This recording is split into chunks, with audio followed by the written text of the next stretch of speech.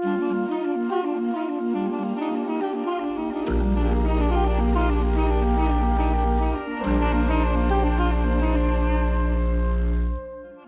je vous dis « Love Me Tender », vous me répondez « Elvis Presley ».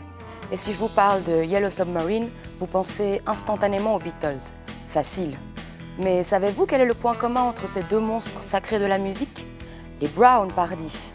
Aujourd'hui tombé dans l'oubli, ce trio de country music, composé de Jim Head et de ses sœurs Maxine et Bonnie, a fasciné dans les années 50 ceux qu'on ne tarderait pas à surnommer le King et les Fab Four.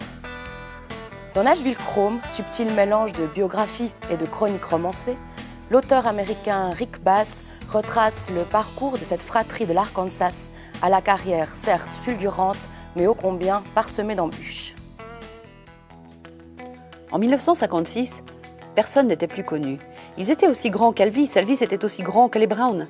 Ils avaient obtenu tous les prix majeurs de la country music, et les Brown étaient dans le circuit depuis juste assez longtemps pour commencer à apprécier leur chance. Ils n'avaient cessé de monter, ils ne connaissaient rien d'autre. Comment en aurait-il pu être autrement?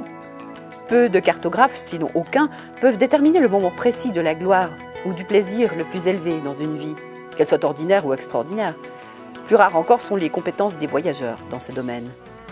Plus qu'à la destinée exceptionnelle de ces trois mômes aux voix limpides, Nashville Chrome s'intéresse à l'envers du décor, lorsque les projecteurs s'éteignent et que les préoccupations du quotidien reprennent le dessus. Des préoccupations trop personnelles qui mèneront le groupe au déclin puis à la séparation.